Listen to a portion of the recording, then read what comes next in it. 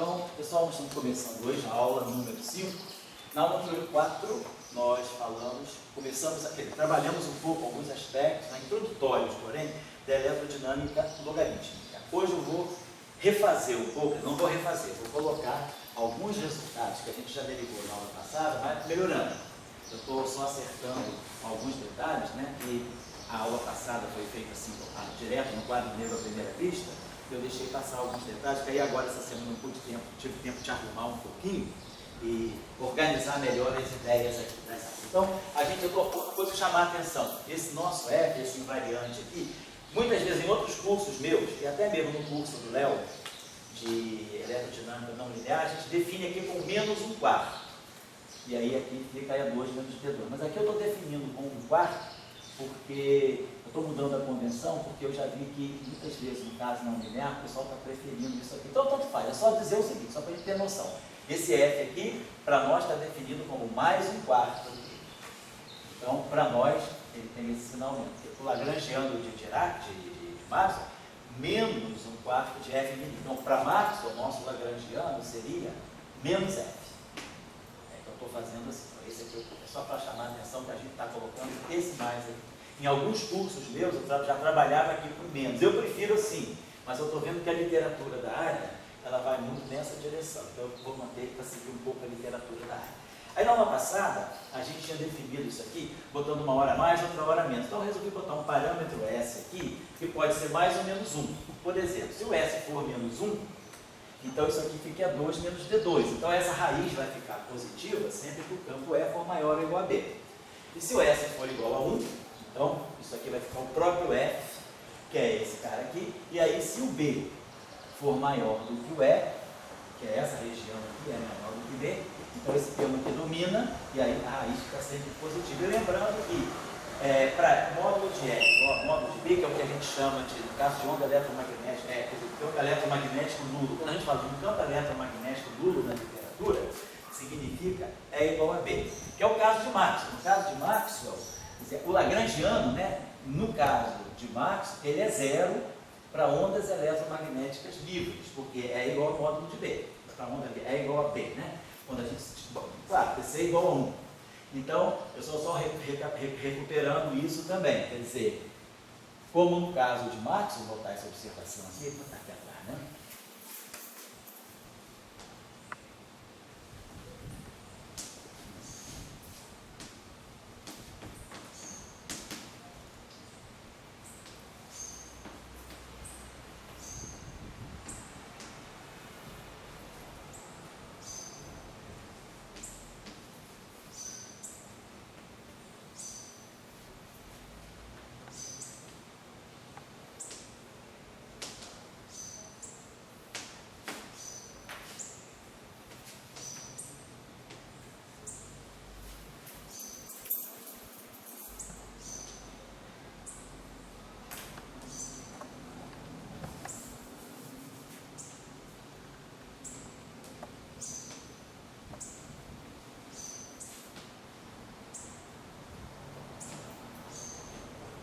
É como o lagrangiano de Dirac. O lagrangiano de Dirac é zero se a gente estiver trabalhando on shell, né? Então, só para fazer essa observaçãozinha aí. Bom, então, vamos trabalhar. Lembrando que Marx... Você podia dar um par, como é que chegou esse lagrangiano? Esse lagrangiano aqui, eu dei para a aula passada, esse lagrangiano aqui a gente chegou estudando a polarização do vácuo. Quer dizer, quando você pega... É um pouco a ideia, né, do trabalho de Euler Heisenberg. Quer dizer, quando a gente pega a polarização do vácuo, estuda a polarização do vácuo nesse regime, em que é maior do que B ou é menor, você pode sempre trazer a polarização do vácuo para essa aproximação aqui. Então, isso aqui está levando em conta efeitos de polarização do vácuo, esse lagrangiano. É um lagrangiano efetivo. Certo? Efetivo. Vamos até colocar aqui o lagrangiano efetivo.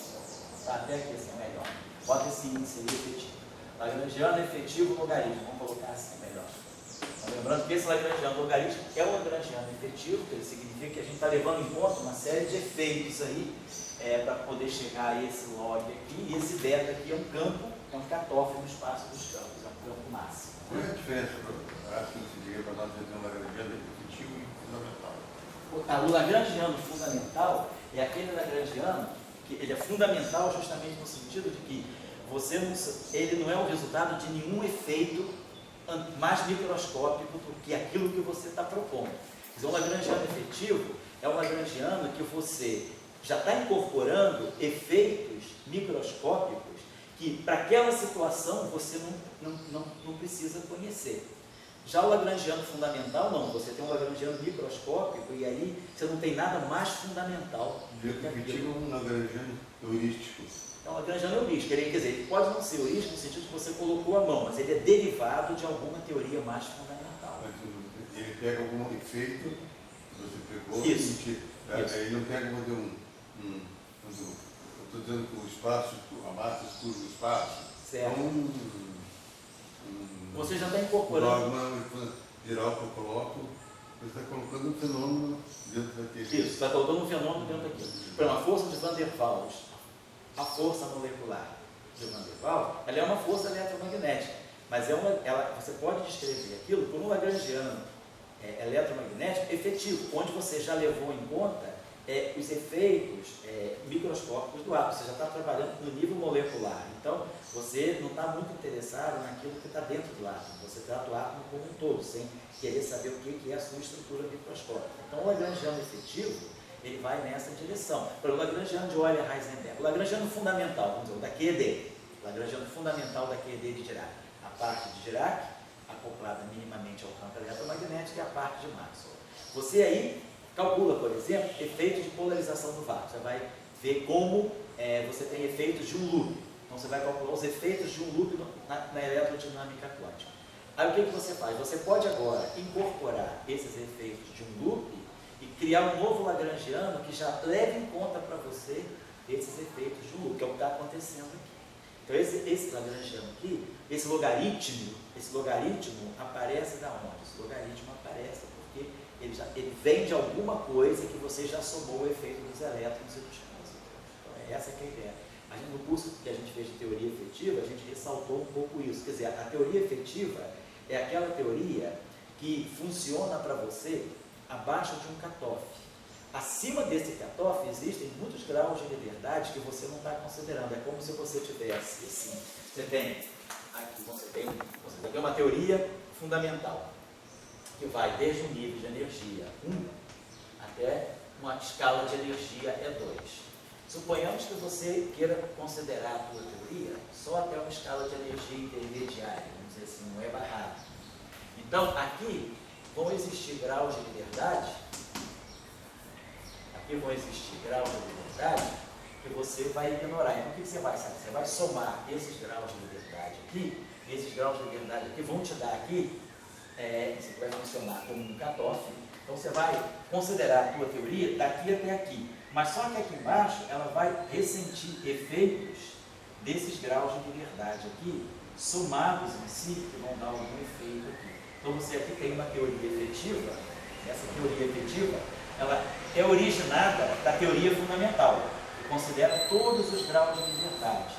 Mas aqui você, quando vai para a teoria efetiva, você soma os efeitos físicos, os efeitos virtuais desses graus de liberdade, e eles vão aparecer aqui sob a forma de um outro lagrangiano. Essa teoria completa é descrita como um certo lagrangiano.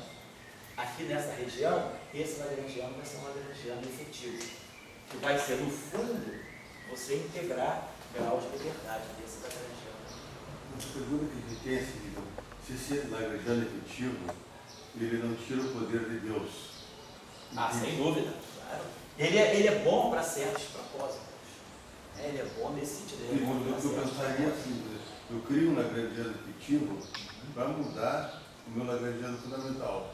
Aquele que eu achava que era fundamental não era bem assim. Quer dizer, não é essa a ideia. Não, a ideia é o contrário. O que é fundamental é fundamental. Você cria um lagrangiano efetivo porque você está numa escala de energia que para você não interessam todos os processos microscópicos. Essa é a ideia de uma teoria efetiva. Tá? Então, para às vezes você não conhece também a teoria completa. Você pode perguntar assim. Ele não muda Deus, né? Oi? Não muda Deus. Não altera a nossa teologia. Vamos colocar da seguinte maneira também. O presidente do primeiro Deus, né? Nação brasileira, isso. Isso aí, nação brasileira, primeiro Deus. A gente pode pensar assim: imagina que o que é poliamor? Exemplo típico, teoria das interações fracas quando Fermi fez. Teoria efetiva de Fermi, interação de 4 e Fermi. Fermi não conhecia o W+, não conhecia o W-, não conhecia o Z0. Então ele fez uma teoria só com os Fermions interagindo.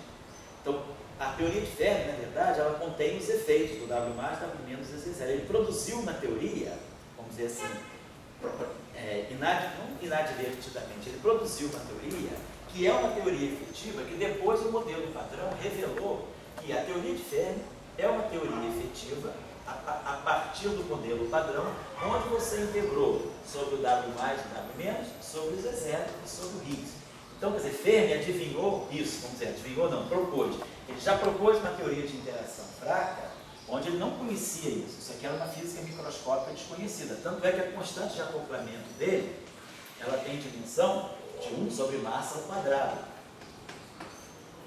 Então, essa massa ao quadrado aqui, no fundo, a gente hoje descobre que é a massa do W. Então, a teoria efetiva é isso. Ela é uma teoria que, vamos dizer assim, por um certo período de tempo, onde ainda você desconhece uma física mais fundamental, ela é boa para te descrever os processos até uma escala de energia. A partir de uma certa escala de energia, aquela teoria efetiva que você está propondo começa a falhar. E aí, você já começa a ver, bom, se ela está falhando é porque está quebrando unitariedade. Sempre que você perde unitariedade é porque você está jogando fora alguns graus de liberdade.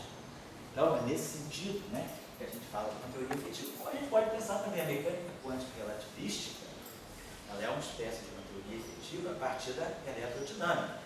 Na mecânica quântica relativista, quando você começa a considerar escalas de energia acima de 1 MeV, você já começa a criar pares de elétrons e pósitrons. Então a mecânica quântica falha. Então você tem que entrar para a eletrodinâmica quântica, para a teoria quântica de campos. Então, a mecânica quântica relativista funciona bem até um certo patamar de energia, onde você não vai criar elétrons e pósitrons. Quando você chega a um certo patamar de energia, você já começa a ter desvios.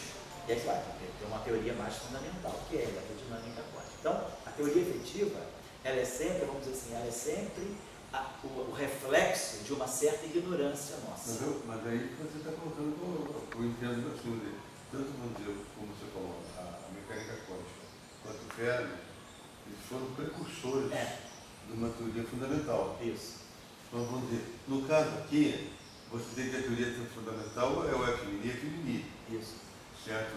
E daí você escreveu uma... Não, mas aí a teoria fundamental não é o F mini, é o F mini acoplado com a matéria. Mas aí a questão que você fala é o seguinte: se eu estiver trabalhando num certo limite, eu posso, como uma boa aproximação, somar os efeitos da matéria. Então é isso. Às vezes você tem uma teoria fundamental e você quer trabalhar com a teoria efetiva, porque aquela teoria fundamental ela funciona bem para energias também muito altas. Mas você está se confinando a uma região de energias muito baixas. Então você não precisa usar a teoria toda.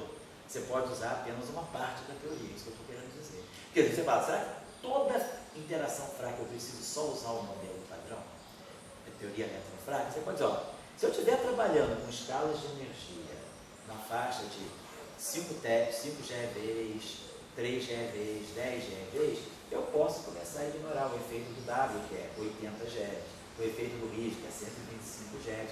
Então você fala, bom, para esses efeitos que eu estou aqui embaixo, eu vou estudar interação fraca sem precisar levar em conta todo mundo, porque esses caras, eles vão contribuir com efeitos muito pequenos. Então, a teoria de Fermi, ela já é suficiente para descrever interação fraca até um certo patamar de energia. Você não precisa considerar a teoria completa.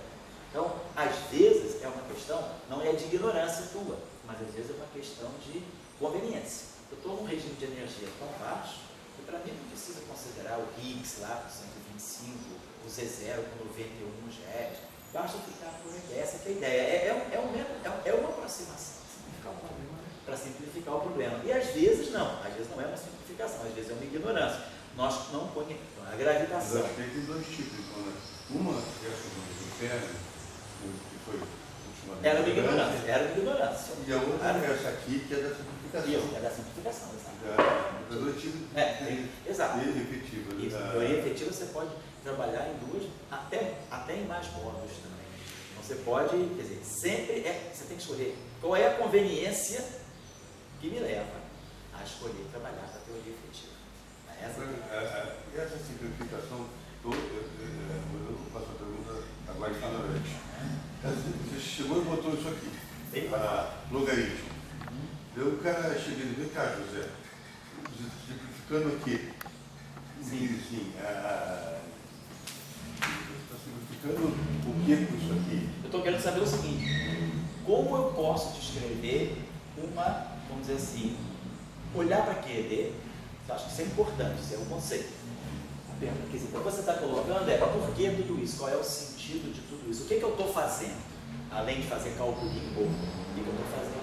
Estou pensando o seguinte, eu quero olhar uma teoria efetiva onde eu vou descrever só a interação do fóton. Eu quero olhar o setor puramente fotônico da eletrodinâmica. Se eu pegar só o F', o fóton está livre. Aí eu preciso introduzir a matéria. Mas o efeito da matéria, se eu quiser estudar fótons até uma certa energia, que não seja tão alta, então o efeito da matéria vai gerar uma teoria efetiva fotônica. Como que eu posso incorporar efeitos da matéria na física fotônica sem precisar recorrer todo o tempo aos graus de liberdade da matéria? Então, o que você está estudando, eu estou restringindo a minha QED a um certo nível. Você está com equação de Dirac, é tudo ali. Isso está tudo embutido dentro dele. Os efeitos da equação de Dirac, da massa do elétron, eles estão dentro do contínuo integral. Esse beta aqui tem dimensão de massa ao quadrado. Se a gente olhar, né, campo crítico, campo eletromagnético crítico, ele é M2C3 sobre E H cortado. O C é igual a 1 para nós. O H cortado é igual a 1 para nós. Esse beta, ele pode estar contendo para nós justamente um efeito que seja a massa do elétron ao quadrado sobre a carga do elétron. Nesse sistema de unidades naturais, a carga do elétron é adimensional, né? Porque a constante de estrutura fina é 2 sobre H cortado C. Então, se H cortado é igual a 1 e C é igual a 1, a carga do elétron, nesse sistema de unidades naturais, a carga do elétron é 1 sobre a raiz de 137, que é aproximadamente a raiz de 137 vai ser uns 11,3 mais ou menos. Então é 1 sobre 10, aproximadamente 0,1. Então, esse é adimensional. Então esse beta tem dimensão de massa ao quadrado. Então, o fato desse beta ter dimensão de massa ao quadrado, da onde é que vem essa massa, se o fóton não tem massa? O fóton de massa não tem massa. Essa massa deve estar. Qual é o único objeto massivo da QED? É a massa do elétron. Então, esse beta já é um cutoff que está levando em conta a massa do elétron. É isso que eu estou querendo dizer. Então, o próprio, como Fermi, no caso de Fermi, a constante de Fermi ela é 1 sobre massa do próton ao quadrado. Massa 1 sobre M2. Então, tem alguma massa no denominador. Quer dizer, a constante, numa teoria efetiva, você começa a trabalhar com parâmetros dimensionais. E essa dimensão está vindo de alguma incorporação que você fez de efeitos virtuais. Nesse caso, os elétrons desapareceram. Os elétrons deixaram a marca deles através do beta e desse logaritmo. Essa é a ideia. Aqui eu estou colocando, não sei se na aula passada eu coloquei, mas é uma expressão que a gente tem para o tensor de energia-momento, no caso não linear geral, uma teoria eletromagnética genérica. O Léo até ter colocado na aula dele. A gente pega a derivada, quer dizer, do Lagrangiano em relação a F, e aí aqui a gente vai ter F mini, F mi kappa, menos delta mi kappa L. Então isso aqui é o tensor de energia-momento, no caso de um Lagrangiano geral, não linear, que dependa só de F. Tá lá. No caso da eletrodinâmica logarítmica, eu vou ter que derivar isso aqui em relação a F. Então, quer dizer, o meu θ mi kappa, no caso da eletrodinâmica logarítmica, né, ele vai ser, então, a derivada do Lagrangiano logarítmico em relação a F, mesma coisa, F mi, F mi kappa, menos delta mi kappa L. Lembrando das nossas aulas sobre eletrodinâmicas com anisotropia, no caso da anisotropia, a gente ganha um tensor de energia-momento que não é simétrico. E a gente mostrou que havia uma discrepância entre o que é o vetor de point e o que é a densidade de momento. Então, no caso da anisotropia, o tensor de energia-momento perde a simetria. No caso da não linearidade, não. Esse tensor de energia-momento aqui é perfeitamente simétrico. Θ e kappa é igual a θ e kappa mesmo.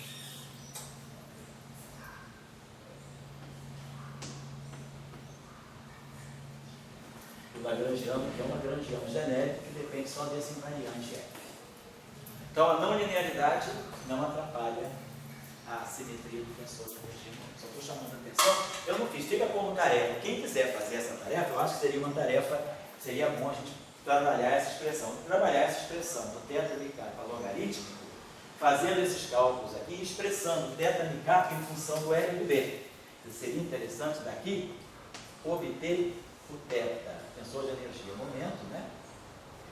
Quer dizer, obter tanto a componente 0, 0, quanto a componente 0i, quanto a componente ij, em função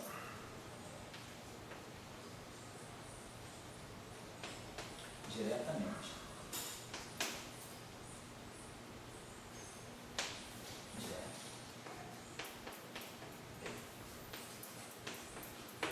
Eu vou te aproveitar e fazer uma pergunta geral. Só lá. Então, só deixa essa tarefa. Você já tem as provas? Não. Entendi. Como é que você está de tempo para fazer essa tarefa aqui na próxima aula? Na próxima aula? Mas a próxima aula não vai ser semana que vem, senão eu não vou poder. Tá tranquilo. Umas 2 semanas aí, tá legal? Então eu queria que você trabalhe. Pode qualquer um, você conversa com o Léo. Mas eu queria que você visse no caso do logarítmico, né?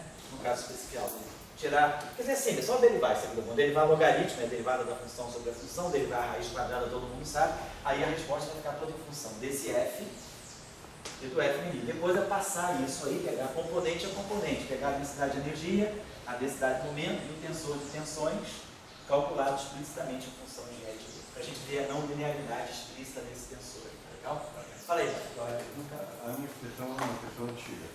Eu entendo que a física de Newton, a física de Maxwell, a física de Newton é uma física, vamos chamar, baseada materialística, baseada em velocidade, aceleração de objetos definidos. A física de Maxwell aparece com essa coisa de campo eletromagnético. De campo, no caso eletromagnético. E a física de Maxwell também traz que a origem dos campos ainda é uma fonte de matéria, no caso a carga elétrica. Certo. Então, a gente ficou com a física de Maxwell dessa maneira. Olha, você agora tem campo, mas esses campos ainda são, vamos chamar, newtonianos. Sim.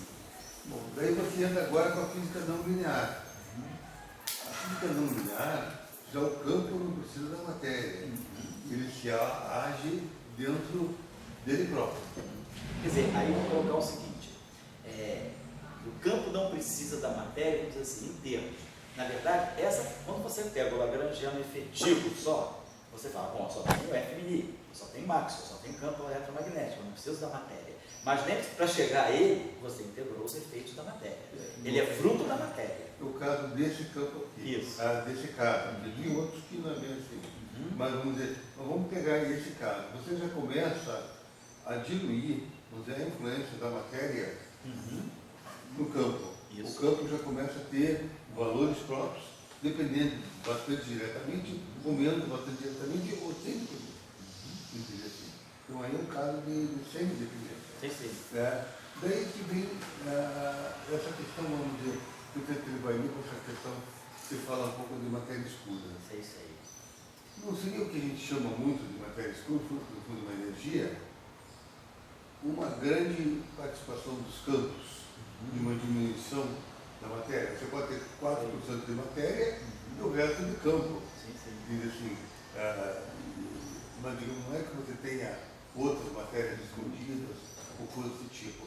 Quer dizer, você tem realmente uma grande força de campo no comportamento da natureza. A questão é, a matéria escura.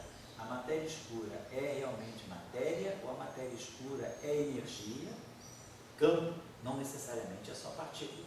Você pode ter um campo que não descreva nenhuma partícula, mas ele descreve uma configuração de energia de momento que se propaga no espaço. Então a pergunta então é, será que a matéria escura ela não seria talvez ao invés de ser matéria realmente que interage com a luz, tudo que se diz a respeito, Palavra do ela teu ser corpo. campos. Já que a matéria escura, que a gente chama de matéria escura, energia escura, não é um indício da não linearidade? Certo.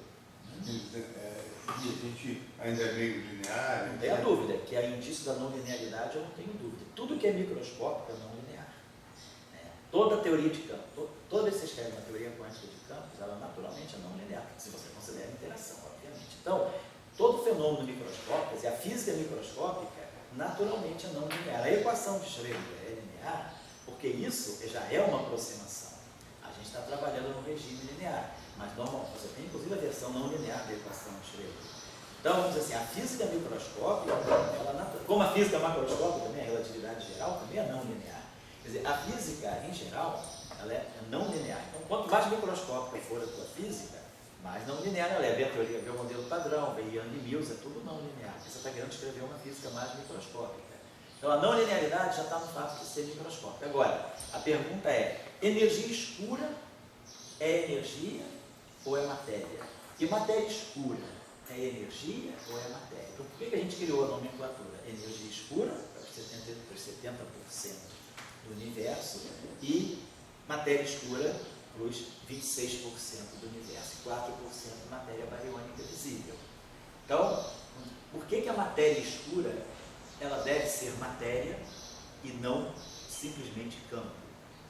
Claro, pela relatividade restrita, é igual a MC2. Então, uma energia, no fundo, faz o papel de uma massa. Será que isso que a gente chama essa massa, né, que corresponde a toda essa soma dessa matéria escura, que pode estar nas bordas das galáxias, né, será que essa massa é puramente energia ou é massa? Os dados astrofísicos indicam que deva ser matéria e não radiação. Porque se fosse radiação, você teria um outro padrão, por exemplo, para a curva de rotação das galáxias. Então, os dados astrofísicos experimentais, eles indicam que esses 26% pode ter uma parcela da matéria escura que seja simplesmente densidade de energia, mas não é a parcela dominante. Você deve ter matéria massiva nele. Já na energia escura, pela expansão acelerada do universo, se você tivesse massa, a massa atrai. Se você tivesse naquilo que é energia escura massa, você não teria repulsão gravitacional, você teria atração gravitacional. Então eu acho que a gente tem que, mais ou menos assim, pelos dados, né, do Planck de 2015, por dados anteriores também, fica claro que matéria escura é matéria, predominantemente matéria, e energia escura é predominantemente energia. Claro, agora, essa energia da matéria escura é um campo, tem aquela formulação chamada formulação da quinta essência. O que é? Uma formulação em que você descreve a energia escura por meio de um campo escalar. Esse campo escalar não corresponde a nenhuma partícula, ele simplesmente é uma densidade de energia distribuída pelo universo e tenta contabilizar por essa energia escura. Quer dizer, um campo, né? A gente tem muito essa visão, que o campo representa a matéria. Não necessariamente, um campo é uma densidade de energia. Foi o campo de Higgs. Até 64, quando Salan introduziu o campo escalar, lá na eletrodinâmica escalar, que fez toda aquela introdução do potencial de Higgs na tese de doutorado dele, ele trabalhou aquele campo como campo, até que Higgs mostrou que não, esse campo gera uma partícula. Aí Higgs mostra que o campo de Higgs ele tem associado a si uma partícula. Mas você pode ter campo sem interpretação de partícula. Essa eu acho que aí a questão responde ao que você está falando. A matéria escura, em princípio, como você falou, é sensato o que você falou, poderia ser uma distribuição de campos. E essa distribuição de campos está dando uma energia que você indiretamente veria como massa. Só que os dados astrofísicos dizem que não é energia de campo, é massa mesmo. Essa coisa de campo-matéria não é uma aspecto da não linearidade. Não. Já na linearidade, você já tem campo com matéria. Então, a não linearidade é justamente para o dono de... Acho que aí a gente tem uma coisa muito delicada e muito profunda para ser discutida, né? Que não cabe aqui a gente discutir nesse curso, agora, não, quer dizer, cabe sempre discutir, mas a gente não é o foco aqui. É o seguinte, a não linearidade, ela está muito mais presente no vácuo do que na matéria. Quando você pega uma teoria de campos, você tem dois elementos fundamentais. Um a gente despreza solenemente, que é o vácuo. A vácuo, a gente bota aquele catzinho, um zero de ser o vácuo. E aí a gente fala da partícula. A partícula é excitação. Aí o campo gera tantas partículas, você faz a construção do espaço de Fock, operador de criação, operador de destruição, estado de uma partícula, estado de duas partículas, etc. Agora, partícula só faz sentido em relação ao vácuo. Agora, o que é o vácuo? O vácuo é algo muito mais complexo. O vácuo é um condensado de alguma coisa. Qual é a dinâmica que leva à formação do vácuo, de uma teoria? Quem é o vácuo daquele? Quem é o vácuo do aquecedor? Quem é o vácuo eletrofrágil? Quem é o vácuo da gravitação quântica? Quem é o vácuo? Então, o vácuo, esse estado, o vácuo quântico, a gente está falando. O vácuo quântico é uma estrutura certamente muito não linear. Então, a gente nem conhece ela, sabe? Os cálculos são todos errados. Né? Se a gente pensa na constante cosmológica como sendo a energia desse vácuo quântico, o valor dela é 10 a menos 48 GeV². Aí, se você faz o cálculo teórico, ele dá 10 elevado a 123, 10 elevado a 69. Então, você erra 120 ordens de grandeza, porque realmente você não sabe o que é o vácuo. Então, esse é o problema da constante cosmológica, está lá. O que é o vácuo quântico? Então, o vácuo quântico certamente ele tem uma estrutura não linear. Eu acho que a não linearidade de uma teoria de campos ela está muito fortemente impregnada no vácuo. Gera estruturas de condensados que a gente não sabe direito o que é. Claro, e aí você tem as partículas. Quer dizer, representar o aspecto partícula do campo é muito mais simples do que o próprio vácuo associado a esse campo. Então, eu acho que é por aí que a gente tem que pensar. Agora, eu acho só, Dória, respondendo aí, é que usando os dados da astrofísica, fica claro que esses 26% de o que a gente chama de matéria escura correspondem realmente à matéria. É energia, sim, mas é energia associada à matéria. Mas aí eu acho, né, eu quero colocar a discussão da não linearidade. Essa da matéria já é aquela de 1930, como é que o cara lá, né? É quando uma estrela, um planeta que está por aí que a gente não vê, né? E está por ali. Então é matéria, mas digamos, eu só quero dizer o seguinte, é muito. Esse 4% que ele diz que etc., estaria colocado junto com 26%. Matéria, universo com matéria. Mas existe um universo que talvez seja mais fundamental, que é o universo não matéria. Sim, sim.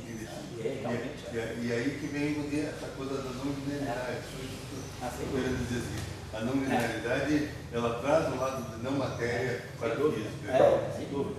A energia escura é não matéria e é pura não linearidade. Então, deixa eu colocar aqui para vocês, né? Então, eu deixo essa tarefa minha aqui, depois o Marcelo gentilmente faz para nós. Eu vou corrigir a nossa equação de campo na aula passada, eu tinha escrito assim, vou dar só assim, na aula passada. Aí a gente aplicou o princípio variacional, etc., fizemos todo o trabalho de sempre, e obtivemos na aula passada essa expressão aqui para as equações de campo. Eu tinha aqui beta. Agora eu já estou introduzindo aqui esse raiz de SF, né? Que é F mini. Então essa aqui tinha sido a equação de campo, né, que nós derivamos na aula passada. E aí, isso na verdade, isso acontecia porque na verdade nós tínhamos essa equação, quando a gente tira o princípio variacional, ele sai todo multiplicado por um parâmetro beta. Mas eu falei, como isso aqui é igual a zero, eu posso dividir por beta, porque beta é um parâmetro não nulo, e a equação fica assim. Eu resolvi fazer uma outra coisa, daqui a pouco vai ficar claro por quê, uma questão de dimensionalidade. Eu preferi manter esse beta como ele estava. Então, eu não vou jogar aquele beta fora. Poderia ter jogado, sim, mas não vai ser cômodo, eu vou explicar por quê. Eu mantenho aquele beta. Então, a nossa equação de campo da aula passada não tinha esse beta, porque ele multiplicava algo que era zero e eu tinha jogado. Sabe que isso aqui é zero e isso aqui não é zero? Quem é zero é isso. Não vou fazer isso, acho mais conveniente manter esse beta aqui. E aí agora a gente divide tudo isso aqui por beta. Então a nossa equação de campo ela vai deixar de ter essa forma, na aula passada, eu saí dessa forma, e vou manter aquele beta aqui. Como eu tenho beta aqui, eu divido tudo por beta. Então eu vou deixar a equação de campo dessa forma aqui. 1 sobre 1 mais 1 sobre beta, raiz de SF, F mini, igual a zero. Vou explicar já por quê. Então essa vai ser a equação de campo que nós vamos adotar. Mantendo o 1 sobre beta aqui. Ou, se quiser, a gente pode colocar, ou né, se quiser, a gente pode botar beta aqui e tirar esse 1 sobre beta aqui. Mas por que eu estou fazendo isso? Quando a gente passou para a representação em termos de campos, né, do campo elétrico e do campo magnético, para poder chegar às equações de Maxwell, a gente mostrou na aula passada que as equações de Maxwell poderiam ter uma forma mais concisa, né, em termos dos vetores, né, deslocamento elétrico e intensidade de campo magnético. Então, a gente, na aula passada, acabou escrevendo as equações de Maxwell assim: divergência de D igual a zero. Não vai. Onde esse D, para nós, sai assim, dessa forma, como eu estou colocando agora. Ele vai sair aqui. Campo elétrico é sobre 1 mais 1 sobre beta. 1 sobre beta. Vou botar aqui, vou botar talvez raiz de 2. 1 sobre raiz de 2 beta. Esse raiz de 2 vem por causa do meio de A2 menos D2.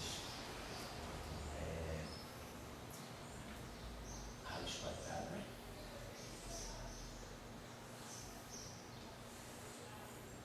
De menos S. Que é 2 menos D2.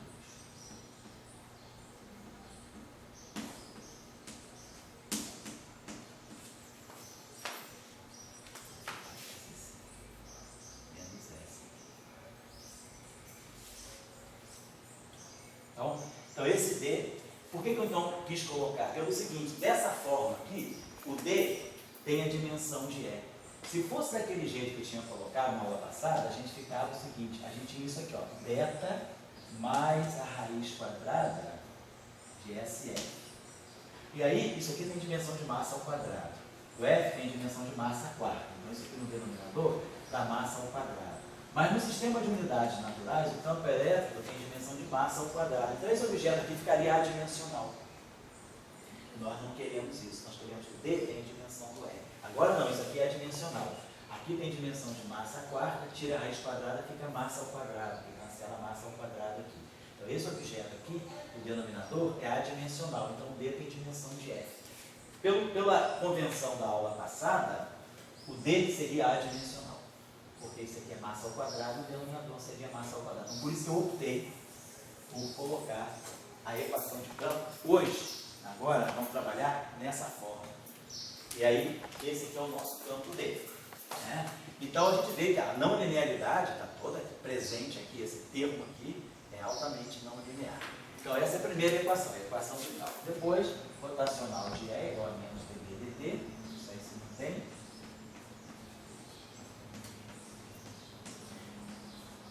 Divergência de D igual a zero.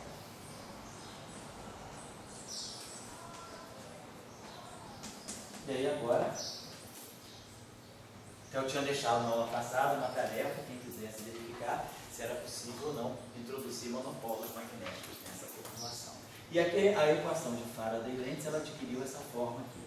Rotacional de H igual a dB dt. Uma coisa, falando aí para Pode falar. quem está nos escutando no Brasil, o professor Global Pode falar. tem uma sessão de vídeos. Sim. Daí, se a pessoa clicar na sessão de vídeo, vai ter eletromagnetismo. Tá. Tem uma série de vídeos muito bons. Sobre eletromagnetismo. É como se fosse uma biblioteca de vídeos. Sei. Então, o pessoal pode rever a equação de Maxwell, etc. Tá ótimo. A revisão, né? Ótimo.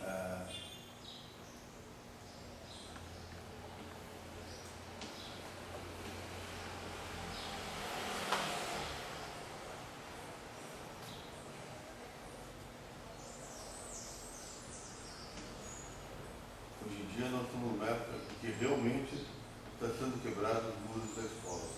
Não sei. Você, na internet, o que tem de vídeos bons? Não, sem dúvida. E a gente no Professor Global está fazendo uma biblioteca. Tem internet ali e fica solto, né? O cara tem uma biblioteca que ele vai ali. E a Gozada tem feito vídeos muito bons em espanhol. Ah, é mesmo? Eles ganham algum dinheiro lá na Espanha, Pode as ser. pessoas faziam, tipo, Interessante. sabe assim, Ah, não sabia não, vai. Não estava sabendo não. Então tá, então isso aqui eu estou deixando para vocês. Então são as equações de massa na forma completa, né, sem aproximação, dentro dessa eletrodinâmica logarítmica. Muito bem, aqui eu queria só colocar uma coisa que eu deixei indicado na aula passada, ali deixei só como tarefa, mas eu vou dar a resposta aqui, porque tem uma discussãozinha aqui. Vamos supor que a gente quisesse tirar o campo de uma carga fundiforme.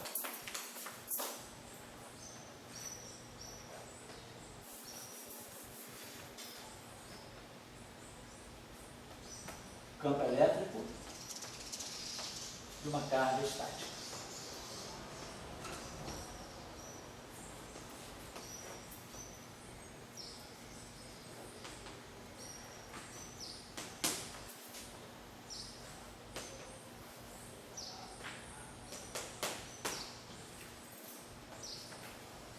Então a nossa equação é só colocar a fonte, né? Então nós vamos ter divergência de D igual a ρ, divergência de D,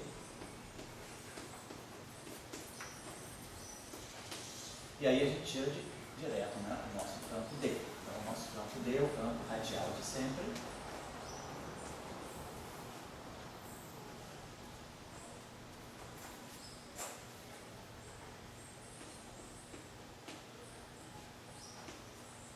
Esse é o nosso campo. E aí, claro, o módulo do nosso campo D vai ser o módulo da carga Q, o módulo, né? Sobre 4 aqui. Então eu posso pensar, vamos pensar assim. Deixar assim, o nosso campo D vai ser isso. Vamos resolver em módulo primeiro. Então, módulo de D.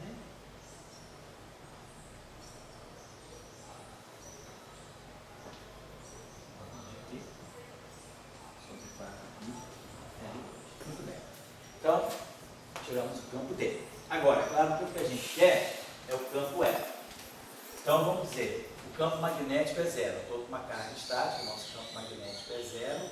Esse S aqui, então, o E é maior do que B. Se o E é maior do que B, nós vamos usar o S igual a menos 1. Então, isso aqui fica certinho. Vai dar módulo de E aqui. Então, só lembrando, no caso que nós estamos considerando, tem D igual a zero. Então, E é maior do que B. Né? B igual a zero.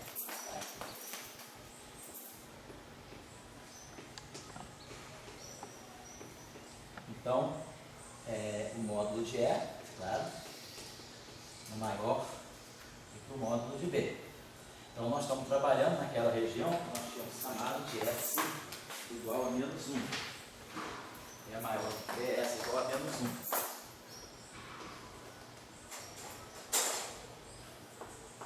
Então, se o S é menos 1, então aqui vai ficar menos 1 com menos 1 vai ficar mais 1, então vai ficar módulo de E. Então o nosso D está aqui, né? Então o módulo de D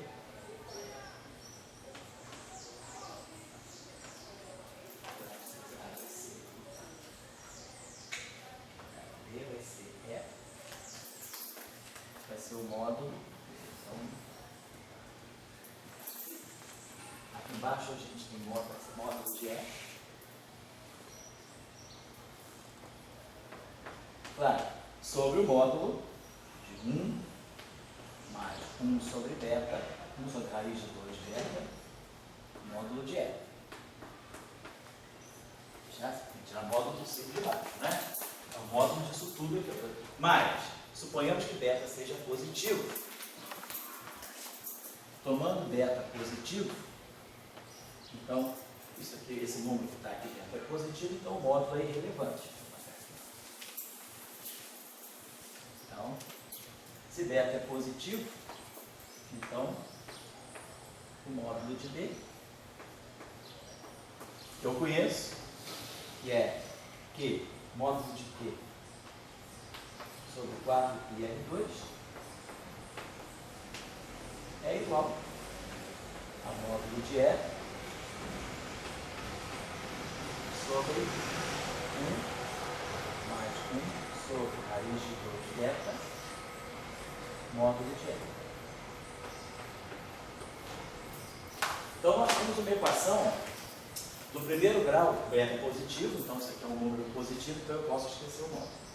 Então, nós temos uma equação do primeiro grau, o módulo de E. Eu posso resolver. E aí a gente tirou a seguinte relação. A gente tirou o módulo do campo elétrico. Eu conheço isso. E posso tirar o módulo de E. Então, o módulo de E deu para nós raiz de 2, beta, módulo de Q, sobre 4, raiz de 2, π, beta, R2, menos módulo de Q. Depois vocês podem verificar, né, se posso ter errado algum fator aqui, alguma coisa, mas aqui eu acho que tem uma discussão interessante. Então, o campo, ele já não se anula mais na origem. Na origem, né, se pegar a origem, né, a gente vai ter, eu peguei esse menos módulo de Q aqui, perdão. Então, se a gente, quer dizer, o que a gente tem aqui é uma espécie de um horizonte, né? A gente não pode chegar na origem. Porque, claro, se eu chegasse na origem, o módulo de E ia dar negativo. Né? Isso aqui é positivo, mas tem um módulo. Se o R é igual a zero, isso vai dar negativo. Então, isso aqui apresenta para nós uma espécie de um horizonte, como no caso de um buraco negro. Então, a gente tem aqui, estamos como se fosse um horizonte, né, eletromagnético.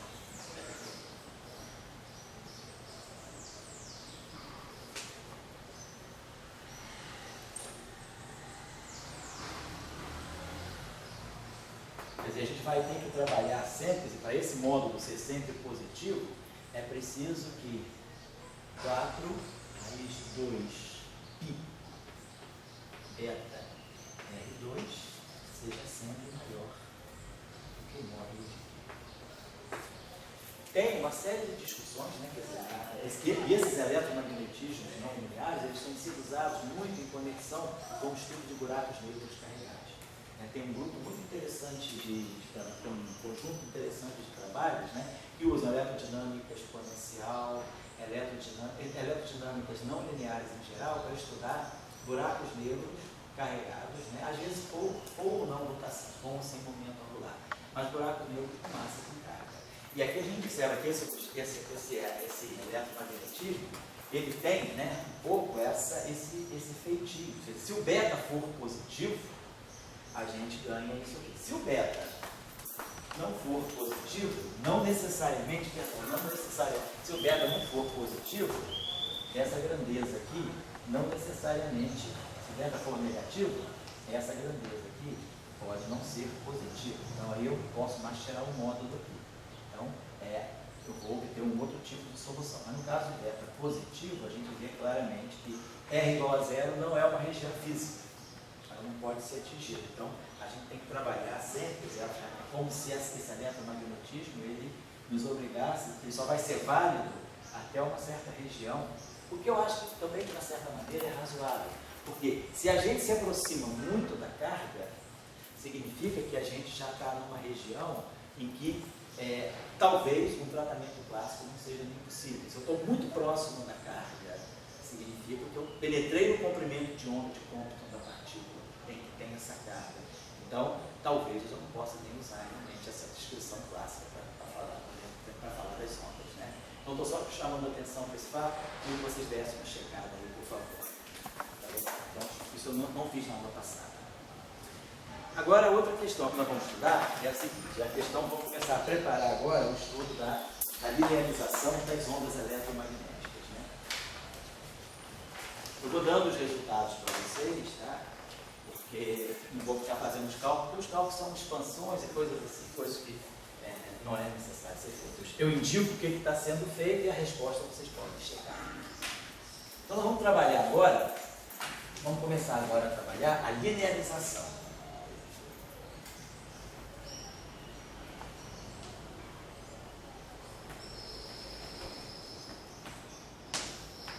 E, vamos dizer assim, investigação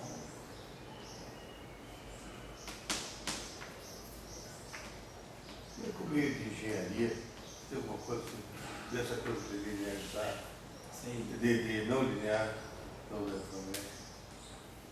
Na engenharia? E como é que eles veem essa possibilidade de ondas eletromagnéticas não lineares? Eu já vi discussão sobre isso quando você tem, assim, por exemplo, plasmas, né, quer dizer, as ondas eletromagnéticas se propagando no meio, onde, quer dizer, num gás de cargas, por exemplo, né, quando as ondas eletromagnéticas passam por um meio tipo plasma, e aí você introduz, aí você tem que descrever tudo agora, não pelo eletromagnetismo, mas pela chamada magnetohidrodinâmica. E aí você tem essas não linearidades. Então, quer dizer, quando você estuda, por exemplo, ondas passando, né, em regiões que têm densidades grandes de cargas, aí você tem que realmente ter quer dizer, a própria engenharia tem que se colocar diante de uma discussão não linear. Então, aqui a gente vai falar. Então, a linearização e investigação de ondas eletromagnéticas em presença de um fundo magnético.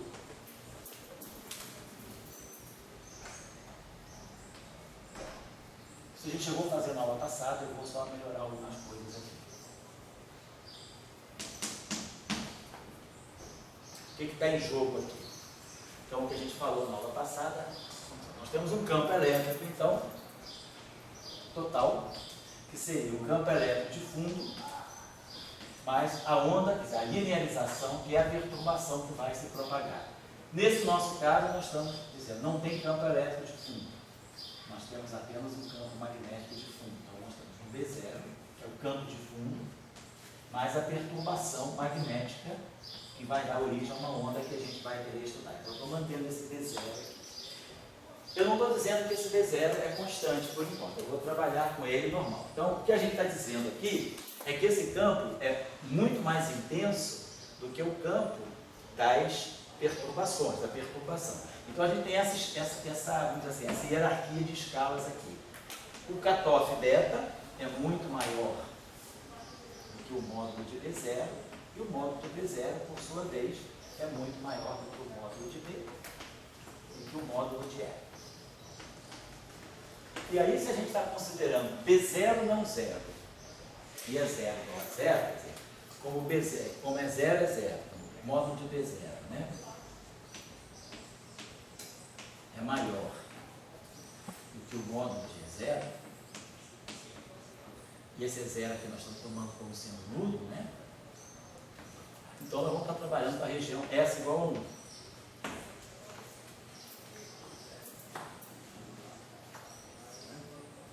Então, para nós, S igual a 1. Isso. Então, para isso, né, com isso aqui,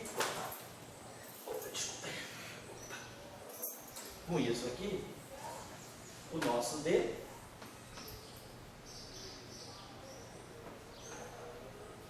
é, aqui é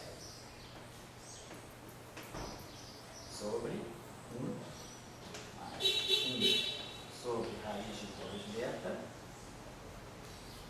raiz quadrada, de B2 menos E2. Está trabalhando nessa região. Com S igual a 1, estão trabalhando, no caso, que o campo magnético é maior que o campo elétrico. E o nosso H está aqui.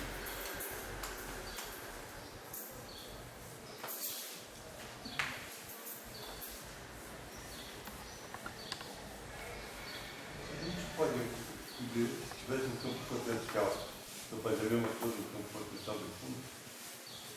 Pode fazer, não, pode. Porque no fundo a gente está dizendo isso, a gente está dizendo que tem um potencial vetor de fundo. E isso aqui é equivalente a você dizer que você tem um A, na verdade, que vai dar origem a esse B rotacional de A, ele é um A0 mais o A, perturbação. Isso aqui também acontece, aqui deveria ter assim.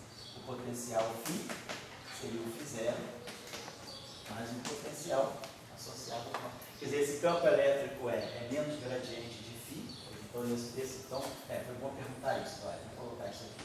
Então, o nosso campo elétrico é menos gradiente de φ, menos EADT, e o nosso campo magnético D é rotacional. pequeno. Então, no fundo, nós estamos dizendo isso aqui, ó.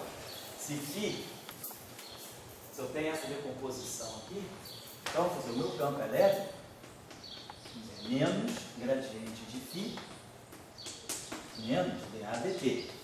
E aí, quando eu separo aqui φ0 mais φ pequeno e A0 mais A pequeno, eu coleto tudo que é φ0 e A0, então aqui vai ficar E0.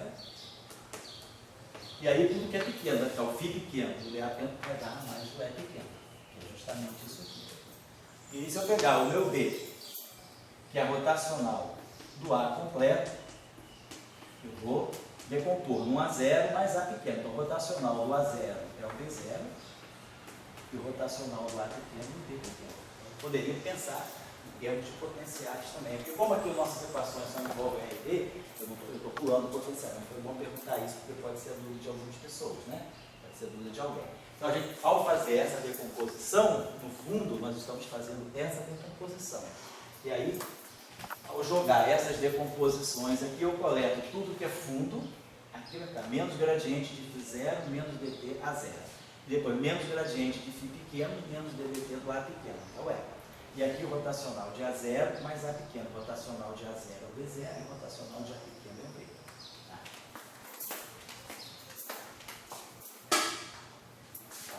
Então, já que isso aqui está copiado, eu vou passar para cá.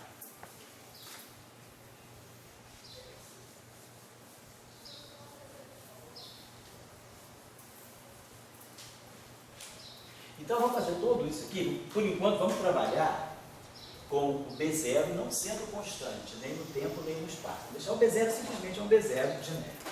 E aí, a gente vai fazer as aproximações. Deixa eu colocar aqui. Eu só vou botar aqui algumas coisas e o resultado final. Essa decomposição aqui, raiz quadrada de B2 menos E2. Eu vou botar isso aqui, eu acho que eu vou botar assim. 1 sobre raiz quadrada de 2, já conhece. Vou contar logo a resposta final, porque é só vou explicar a aproximação que o que a gente está fazendo. Nós temos 1 sobre raiz de 2 beta, e aqui a raiz quadrada de E2, de B2 menos E2. Então, o que eu vou fazer? Vou substituir o B grande por B0 mais B pequeno. E o E grande é o próprio E pequeno. Vou colocar aqui dentro. Mas aqui dentro, quem é dominante é o B0. Então, eu vou expandir essa raiz em fração, em razões de 1 sobre B0. Então, no final de tudo, estou colocando o seguinte. Essa expressão aqui, ela pode atingir essa forma. 1 sobre raiz de 2 beta. Só vocês fazerem checar essa expansão. 1 sobre raiz de 2 beta, módulo de B0.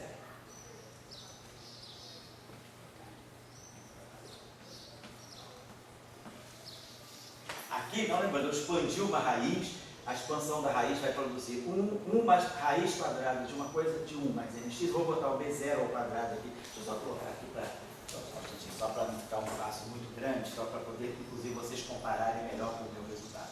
Isso aqui vai ficar 1 sobre raiz de 2 beta. E aí, essa raiz aqui eu fiz o seguinte. Ela dava raiz quadrada de B0 ao quadrado mais 2 B0 escalar B mais B2 menos E2. Tá, é isso aqui. Aí o que eu faço aqui? Eu boto o módulo de B0 ao quadrado aqui em evidência. Vou pegar aqui, vou fatorar esse módulo, então vai ficar aqui. Vou fatorar aqui, só para explicar. Vou fatorar aqui uma raiz quadrada de B0 ao quadrado. Aí o módulo de B0 ao quadrado vai vir para o denominador. Então isso aqui vai ficar para nós o seguinte: 1 sobre raiz de 2 beta. Aí vamos ficar módulo de B0. Aí vamos ter aqui a raiz quadrada, dá assim, 1 mais 2 B0 sobre o módulo de B0 ao quadrado, escalar mais B2 sobre o módulo de B0 ao quadrado. Menos E2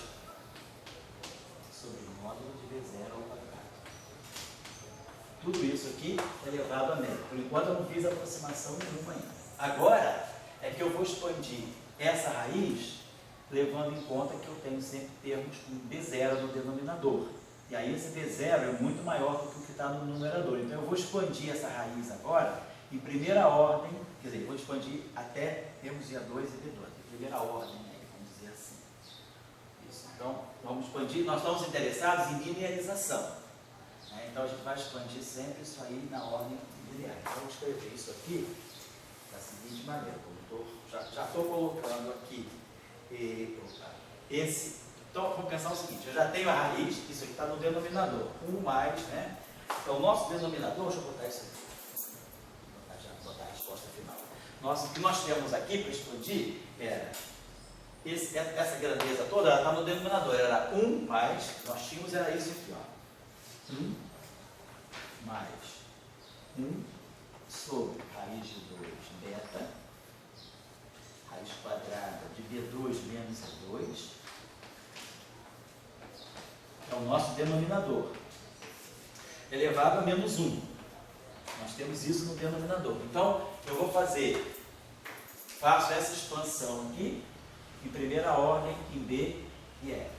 E depois faço a expansão da raiz, do denominador. Então, isso aqui vai ficar para nós 1, vai dar para nós 1, menos módulo de B0,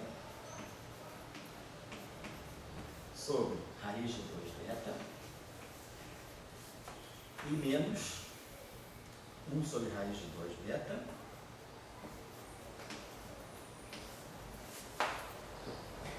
B0,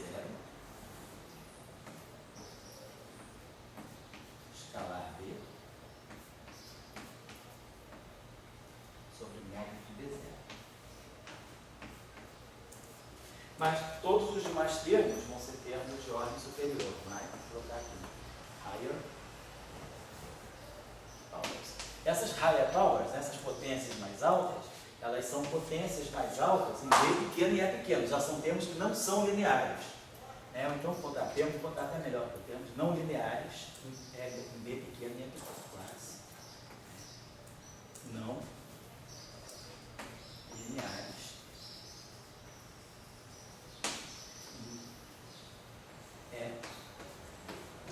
Eu estou abandonando porque eu estou querendo linearizar. Nós estamos querendo linearizar as equações do campo eletromagnético.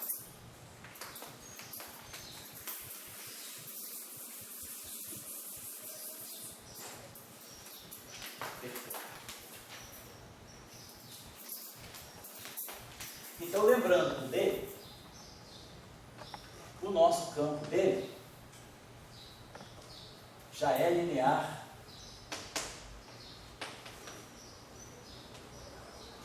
em E. Vou botar aqui, deixa eu só apagar isso aqui. O nosso campo dele, ele é grande, que é pequeno, sobre 1 mais 1 sobre raiz de 2 beta, raiz quadrada de B2 menos A2. Certo? Então, o nosso termo aqui, ele já é linear em E. Então, aqui, essa expressão do denominador, que é isso aqui, ó, o denominador é isso aqui. Eu não vou precisar pegar esse termo em B, porque daria uma coisa quadrática em EB. Eu vou parar aqui. Então, quer dizer, o nosso denominador, quer dizer, o nosso B, ele acaba sendo 1, ele acaba sendo 1 menos módulo de B0 sobre raiz de 2 beta vezes E. Então, eu estou chamando essa constante aqui, essa constante não, esse coeficiente aqui escalar de Xi. Então, isso aqui para nós é o Xi. Xi é definido dessa forma. Então, isso aqui para nós é o Xi.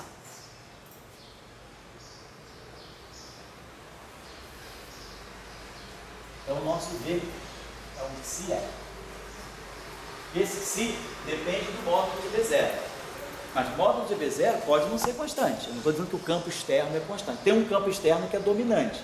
Se ele for constante, tudo bem, vai ter simplificações, mas em princípio ele não é. E vamos lembrar que o nosso campo H, ele é B, sobre tudo isso aqui. Então o nosso campo H, ele é B0 mais B pequeno, sobre esse denominador aqui, sobre 1 sobre raiz de 2 beta, raiz quadrada de B2 menos E2. Então, quando eu expandir esse denominador, esses três termos aqui vão se juntar com o primeiro termo, que é B0, que é constante. Então, nós vamos ter esse termo aqui, isso aqui para nós, ó, 1 menos beta, isso aqui para nós é um psi. Então, nós vamos ter um psi B0 mais esse termo aqui. E depois vamos ter um psi vezes B pequeno. Então, quer dizer, eu estou pegando esse denominador que está aqui, vou usar essa expansão. Só que esse termo aqui, como ele já é linear em B, ele não vai precisar pegar esse D. Ele vai se colar só com o B0. Então o B0 vai pegar esse termo e vai pegar esse termo. E depois o B pequeno vai pegar só esse termo. Então a expressão que ficou é essa aqui. Eu vou colocar para vocês. Ficou psi B0 mais psi B menos B0 sobre raiz de 2 beta módulo de B0. E aí aqui B0 escalar B. Então isso aqui é o nosso H. Então o que é importante para nós é verificar que nós temos dois termos lineares em B aqui. E aí, para evitar ficar carregando muita coisa, eu resolvi chamar esse termo aqui, 1 sobre raiz de 2 beta B0. Então, como eu resolvi chamar isso aqui de Ki. Chamar isso aqui é o seguinte, vamos botar isso aqui, definir esse Ki aqui, ó. Esse parâmetro aqui, ele é 1 sobre raiz de beta B0. 1 sobre raiz de 2 beta módulo de B0. Então, ele é um parâmetro com dimensão de massa a menos 4. Tá? Depois eu vou botar aqui. Só para uma questão de análise dimensional, a gente tem que controlar as dimensões. Você vai estar. H vai ser psi B0 mais psi B mais Ki B0 B0 escalar B.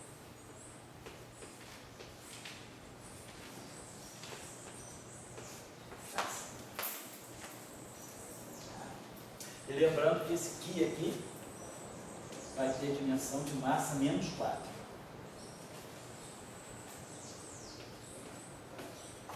Então tá aqui. Definir esse Ki. E aí vamos trabalhar com esse H aqui.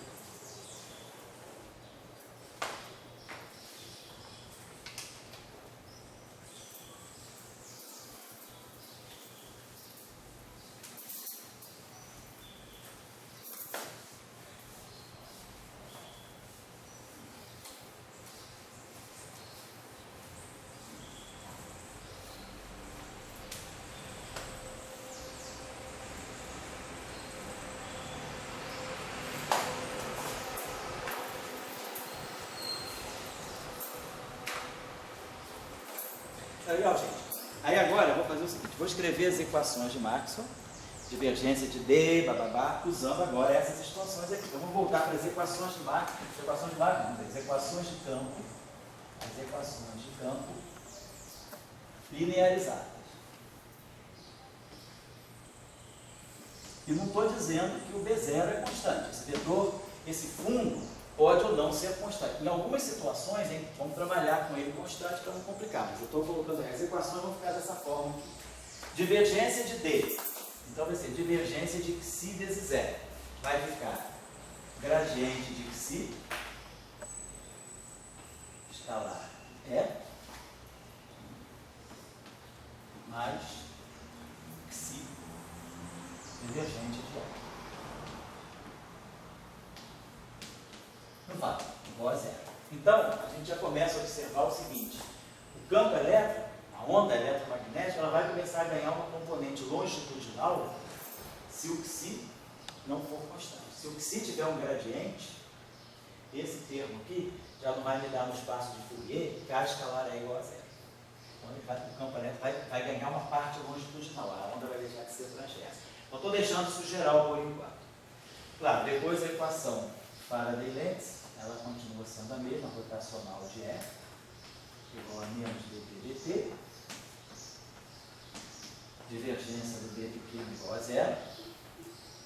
E aí agora a gente vai ter que tirar o rotacional do H igual a ddt do D, derivada temporal do D. Só que agora eu vou tirar o rotacional desse H aqui.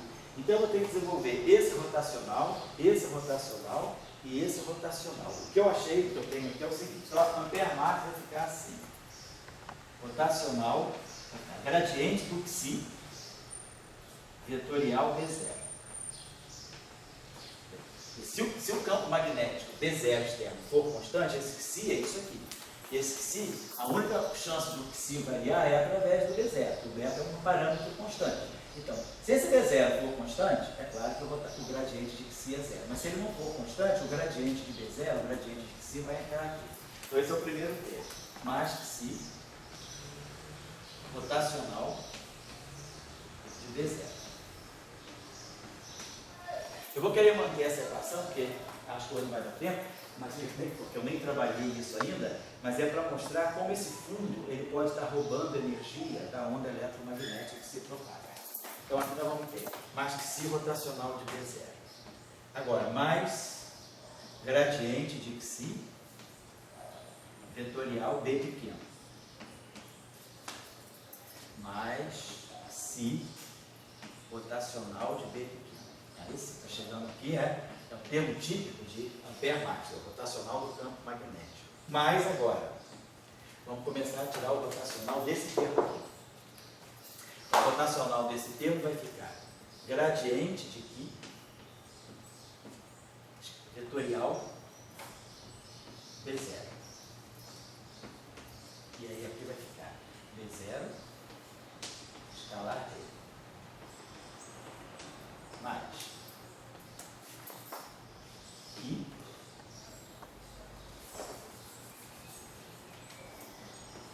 então, está pegando essa linha aqui? Está pegando, Né? sim. Mais Qi rotacional de V0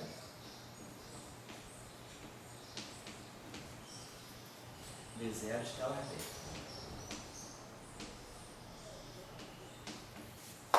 E aqui vai ficar menos Qi V0 vetorial gradiente V0 escalar T. Isso igual a derivada temporal do Xi mais o Xi derivada temporal do. Então essa é a equação de ampere max, né? Claro, ela está feia assim, porque eu estou supondo em princípio que o fundo não é constante, a gente tem uma situação mais geral. Deixa eu escrever as equações agora, no caso do fundo, então, deixa eu ver uma coisinha.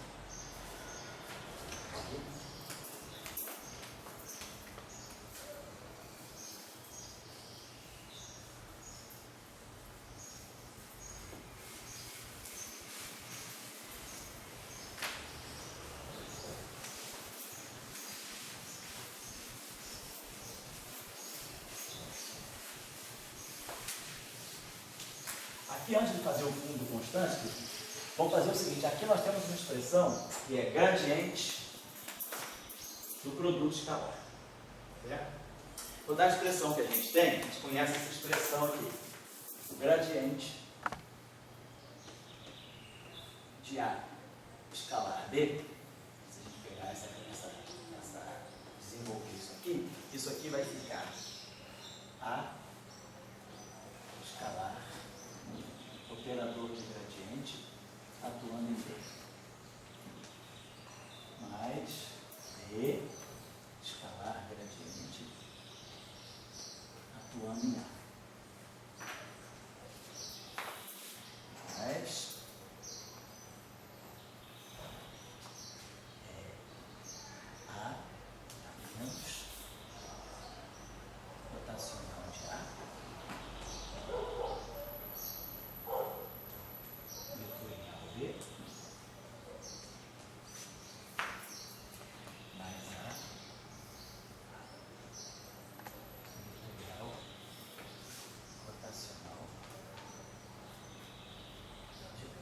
expressão não é nada, não é tão amigável, né? Mas depois então a gente vai colocar ela aqui. Se o B0 é constante, vamos trabalhar agora se B0 é constante.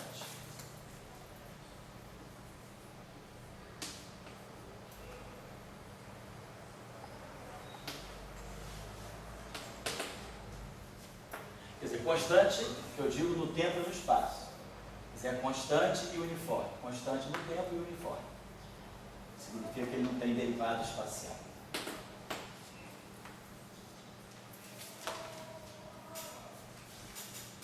Então a gente vai ter o seguinte.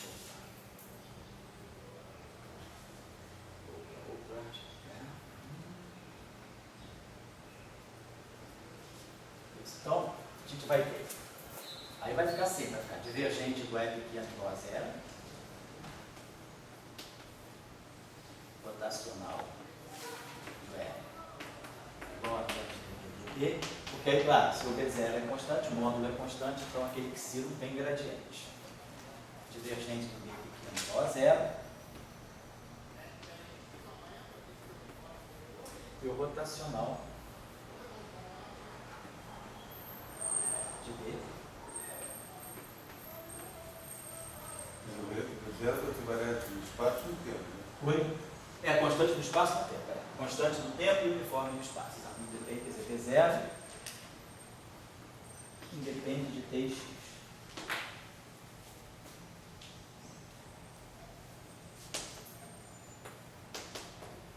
Não tem nenhuma derivada. Então a gente vai ter rotacional de B pequeno menos que sobre psi B0 vetorial gradiente B0 escalar B igual a dLt. Isso aqui é essa expressão. Ó, se B0 é constante, esse termo é zero, esse termo é zero, esse termo é zero, esse termo que fica. Esse termo aqui é zero, aqui é zero, o gradiente aqui é zero. Esse termo aqui é zero, e esse termo que fica, esse termo é zero, esse termo que fica. Então, é isso aqui. Então, vou pegar essa equação de Faraday-Lane, de Ampère-Marx, perdão, e aplicar aqui. O B0 é constante, portanto, o psi é constante, o que é constante, a equação se reduz a isso aqui. E agora, pegando essa expressão aqui, usando esse desenvolvimento aqui, gradiente do produto escalar. Então, essa equação aqui, ela vai se desdobrar nessa aqui para nós. Então, Ampère-Marx pode ser escrita assim.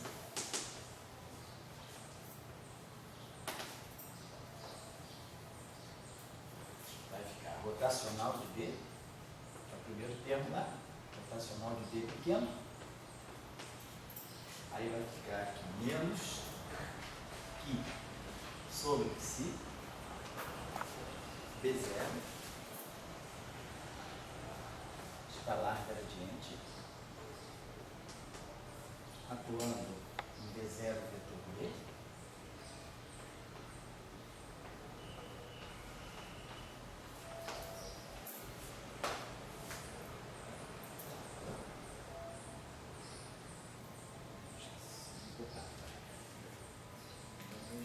si sobre psi B0 escalar gradiente, posso escrever assim, né? E aqui mais, e aí aqui vai ficar menos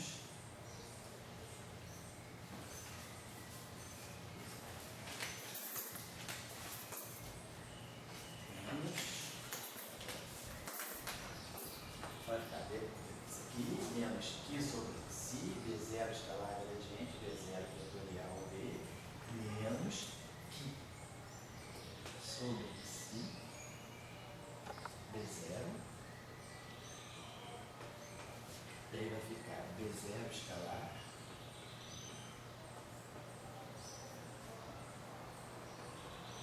rotacional de B